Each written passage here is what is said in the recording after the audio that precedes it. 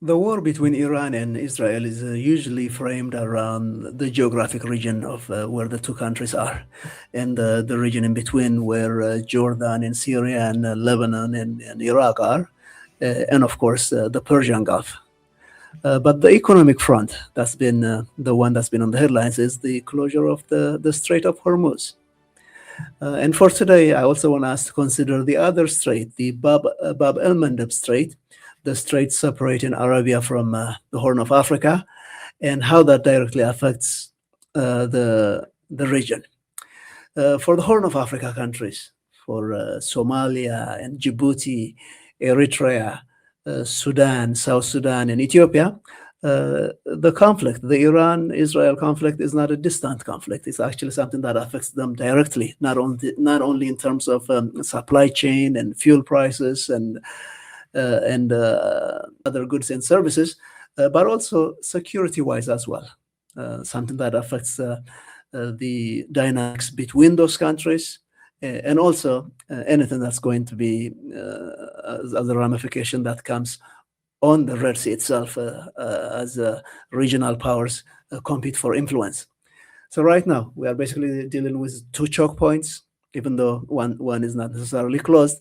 But the Strait of Hormuz, as we keep hearing about it, 20% of global oil passes through that. That's energy. That primarily affects prices, and not only oil prices, but commodity prices all over the globe. And on the other hand, Red Sea, or the Bab el-Mandeb Strait, that affects about 10 to 12% of global trade, and that's about 30% of actually container traffic. That's goods going by. So where Hormuz affects prices per se, the Red Sea disrupts the supply chain. And now, when both are under pressure, even though one is closed, the other one is still indirectly affected. When they are both affected at the same time, then you're not any longer looking at a regional conflict, but a systemic disruption of global trade or a global economy. That affects people all over the world, but I'm here to demonstrate what that means for the people of the Horn of Africa countries, because we are talking about hundreds of millions of people in that region. Now, when the Red Sea corridor becomes a war zone per se, as the regional powers and global powers compete for influence in the region, the people of the region, these nations, they pay the price, not only for on the economic front, on their security as well. So that is the bottom line, the economic and security reality for of the Iran and Israel war in the Horn of Africa. Welcome to the program.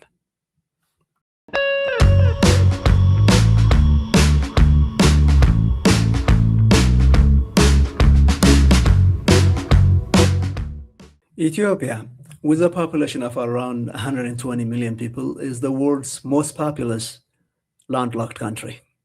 It heavily relies on the port of Djibouti for over 95% of its imports. That means every liter of fuel, every bag of wheat, and every container of industrial supplies or inputs arrive via the Red Sea, via the port of Djibouti. So now when major carriers suspended Red Sea operations earlier in the year, there was a surcharge of as much as $2,000 per container fee increase as a result of that. Now, for Ethiopia, that simply translates to higher prices for the Ethiopian people. Ethiopia already spends roughly about 25% of its federal spending on importing fuel, and then not to mention there's a fuel subsidy that is on top of that. Now, a sustained long-term closure of or anything that affects the Red Sea, not only something that's indirectly affected by the closure of the Strait of Hormuz, but if anything that affects the Bab el-Mandeb, it would increase the importing costs by as much as maybe 50%. Some experts say between 25 to 40%, but it could be worse than that. And that adds up to basically increasing inflation points at the domestic inflation percentage by as much as 10 to 15% domestically. Now, speaking of inflation, inflation has been a great pressure point for Ethiopia for the last few years, and they've been making actually improvements for the last maybe a couple of years. Now, if shipping lanes end up getting rerouted around Africa, around South Africa, around the Cape of Good Hope, delivery times will increase and or double and triple and maybe quadruple. Now, already, even without that, fuel shortages are appearing in Addis Ababa, long lines, and that is for the first time actually in at least 2 years. The government already pays Djibouti about $1.6 billion in port fees to Djibouti. Now, analysts are projecting if this prolonged crisis actually continue, Ethiopia's projected GDP growth will have to be reduced maybe by 1 or 2 or 3 percentage points. Now, the only partial offset or maybe a little bit of good news to that is the increase of global gold prices, because one of Ethiopia's key exports is actually gold, but it's not big enough to offset everything that we just mentioned, including fuel import bill and the increase in commodity prices and food prices and so on. So Ethiopia will be definitely greatly affected. Let's move on to Djibouti. Djibouti's economy is built on one proposition, that it is the Ethiopia's gateway to the sea. Now, port services account for over 70% of government revenue. Now, when vessel traffic drops, like it did now with this Iran-Israel war, the country's finances definitely will be affected, and affected directly. Already, industry data and some experts are showing that there's already been about 40% reduction in vessel calls or the traffic that's coming to them, which means port revenues will be greatly reduced. Some are projecting that as much as 10 to 15% annual reduction as this disruption persists, if this disruption persists. So for a small country that does not have a lot of foreign exchange reserve, that also relies on one revenue stream heavily, it's a great shock. It affects them directly. Now, already, even before this conflict starts, Ethiopia was already actively looking to reduce its dependency on Djibouti. It was looking at, sometimes aggressively and very unsuccessfully, and making its problems even worse. But recently, it's looking at the Lamu port in Kenya and its corridor to Mombasa as part of its de-risking or looking for alternatives from Djibouti. So even before this crisis, this was not going great for Djibouti, even though so far Ethiopia hasn't reduced its dependency on Djibouti. But overall, going forward, I think this will only exacerbate things, expedite things for Djibouti. But even if Ethiopia does this successfully and even partially, the economic model that Djibouti has been following is not sustainable. It's strained. It's threatened. Now, like for everyone else, the increase in energy costs also affect this Djibouti, probably even more so, because Djibouti imports its hydropower from Ethiopia. But because of the grid inefficiencies, it also relies on fuel to be able to sustain that,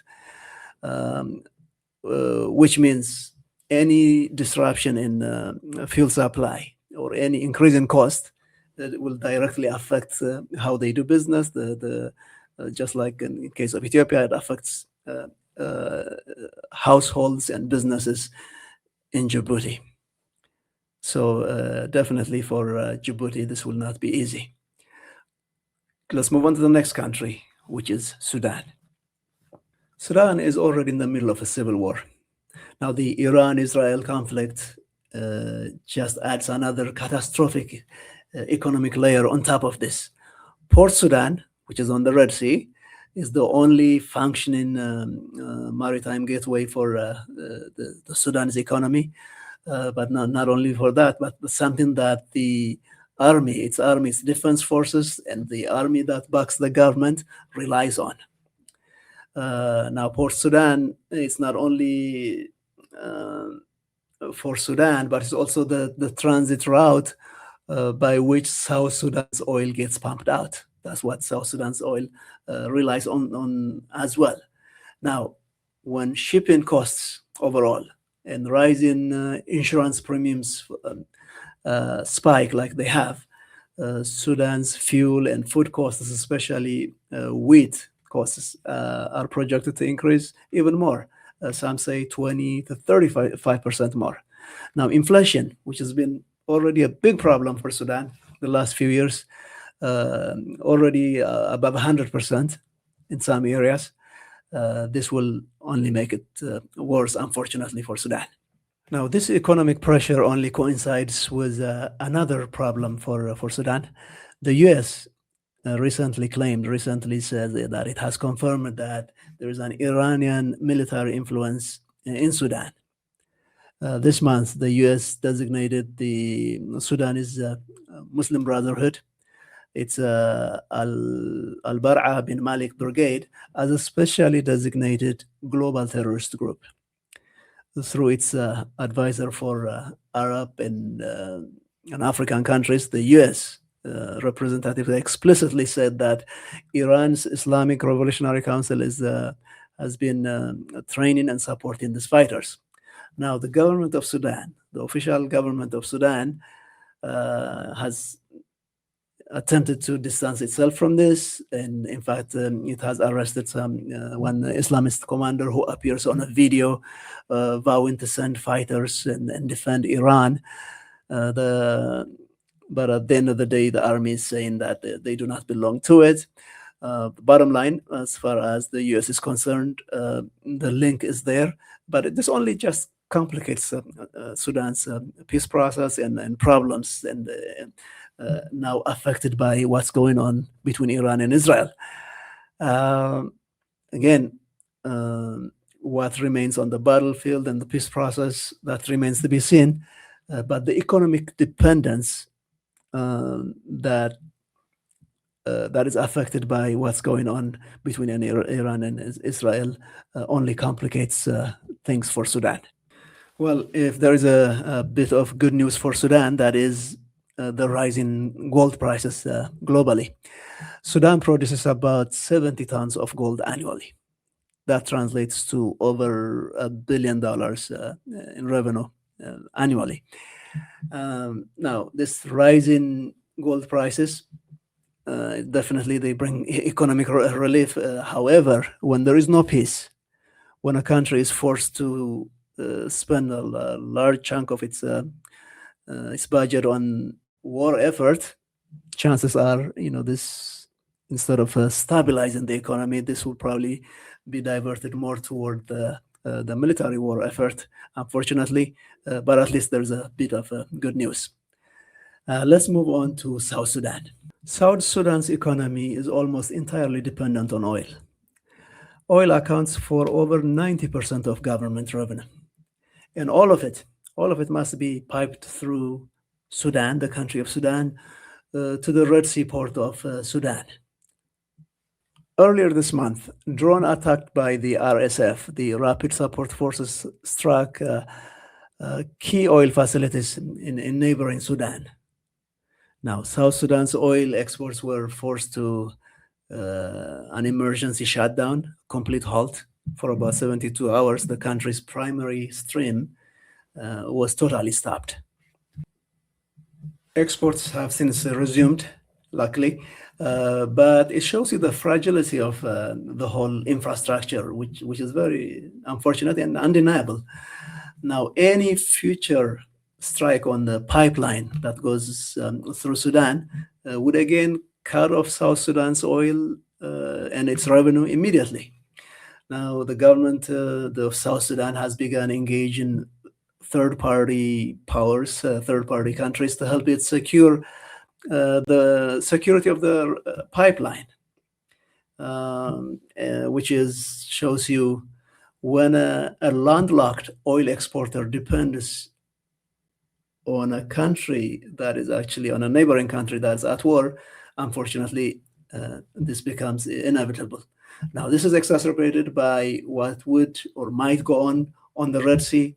The country of Sudan's relationship with, or lack thereof, with the United States or Israel and what have you, it only complicates the regional situation.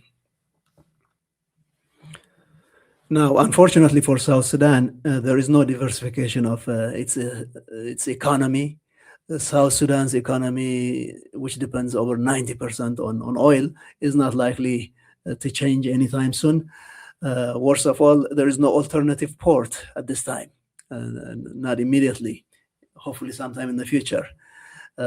So the security or the buffer zone for the pipeline becomes a big deal. So speaking of the Iran-Israel conflict, which is now affecting Sudan's civil war and the peace process, by extension is affecting South Sudan and for the most part the politics of it, the Red Sea security, the regional geopolitics, and including its own infrastructure. It does not have control over it. So wishing the best for South Sudan, but it's complicated. Eritrea is in an interesting position in all this, both literally and metaphorically. Literally, because it has over 1,000 kilometers of the western shore of the Red Sea, which makes it one of the most strategically significant piece of real estate in this conflict and even future conflicts. At the same time, it's been this silent power player with technical know-how about the region, starting from Yemen to Sudan and everything in between. While Eritrea is often labeled as an isolationist or as an isolated country, in reality, what it has done over the last few years is that it has moved from the periphery to the center of this regional power play. It has become an indispensable country when it comes to resolving not only regional issues, but specific issues for Sudan and so on. That's why not only the regional powers, but even superpowers are also, they keep mentioning that Eritrea is needed in the process. Now, the primary driver for Eritrea, as always, is existential. And as we have seen from Ethiopia over the last couple of years, Ethiopia continues to make this claim about this sovereign Red Sea access. So from a defensive posture for Eritrea, this is a way to counter that. Obviously, Eritrea has hardened its, it has a battle-hardened defense forces from the get-go. I think it's always ready from that point of view. But Ethiopia's rhetoric, what it calls this rightful access or natural access or whatever it makes claims, and because it keeps making, however illegal, however immoral, however unsupported claim about the port of Assab, all that adds up to, for Eritrea, is an imminent threat of invasion from Ethiopia. So not only militarily, but geopolitically as well, Eritrea's move is also part of countering that and diffusing that. In that regard, that means it's working closely with Saudi Arabia and Egypt and Sudan, and they all have been working together not only to make a general agreement about the security of the Red Sea region, but they also backed the Sudan's armed forces, and they are working together as part of the peace process. And Eritrea has facilitated continues to facilitate this Saudi-led peace process for Sudan, which means, by extension, working with the United States as well. So overall, Eritrea has, I think, positioned itself as this indispensable country and a reliable guardian of the western shore of the Red Sea. Now, in all this, Eritrea is not only using its geography as leverage, it's also its connections, its know-how from Somalia to Egypt. So for a small country, that makes it punch more than its weight. At the end of the day, when it comes to this Ethiopian threat, what does it mean at the end of the day? What this means is that any move, if even though the chances are very low, any move from Ethiopia would escalate things not beyond Eritrea. Any move that Ethiopia might make, I think it would trigger a massive action from Eritrea's partners. It will be a multi-state, multinational issue overall, which is a great tactic, a great move by Eritrea. Now, economically, obviously, this will also affect Eritrea's economy, and one way or the other, there is, just like Ethiopia, just like Sudan and South Sudan, increased fuel prices for Eritrea is also a shock for its economy. And hopefully this will not go on for long, because in the long run, it will really hurt it as well. But in this region, where the more contested the Red Sea becomes, actually Eritrea becomes more indispensable, more important on that coastline, because its cooperation becomes essential to anyone who is trying to make an influence in that region. Even though it's a double-edged sword here, the truth is that the more contested or the more heightened security or global geopolitics becomes, the more important Eritrea becomes. Somalia has the longest coastline in mainland Africa, over 3,300 kilometers along the Indian Ocean and the Gulf of Aden. Yet it is the most fragile state from the Horn of African countries. And this war, the Iran-Israel war, is now testing it, and it's affecting its economy, its sovereignty, all of it directly. Now, the flashpoint to all this would be Somaliland, the breakaway region of Somalia that declared its independence in 1991. So until now, actually until December 2025, no country has recognized it. A couple of years ago, Ethiopia tried to make a deal where it would recognize it in exchange for a piece of port access or a piece of real estate, but that didn't materialize. That failed. So Ethiopia did not go all the way through. But Israel, in December 2025, it became the first UN member state that recognized Somaliland's independence. That move was widely condemned by the neighboring countries, but of course by Somalia itself, by the Arab League, by the African Union, and most importantly, by the UN Security Council. Now, at the center of all this is the port of Berbera in Somaliland, which is operated by UAE's DP World. And UAE is believed to have some kind of a military base nearby.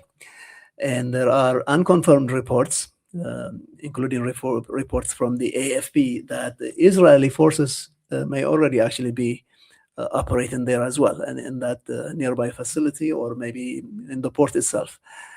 Now, that complicates things for Somalia, because that comes with a risk, with an immediate risk. The Houthis, through their leader, have repeatedly said that their leader, Abdul Malik al-Houthi, has repeatedly warned that any presence or Israel's presence in Somaliland, one way or the other, would be considered a legitimate military target, and then they would attack it. The port, the Berbera port, actually has recently been upgraded, and it's into like a state-of-the-art facility over the last 10 years, which means that puts it on crosshairs. That makes it a target, which complicates things for not only for Somaliland, but for the larger Somalia and the region. Now, along with this, coupled with a local threat from the Somali side, which is Al-Shabaab. So Al-Shabaab is Al-Qaeda's affiliate in Somalia, even though Al-Shabaab is based on Islamists who believe in the Sunni branch of Islam, and the Houthis are the Shia. But in this case, they are most likely actually to work together, to cooperate. A lot of analysts think that Houthis and Al-Shabaab have cooperated in the past, and they would do it again.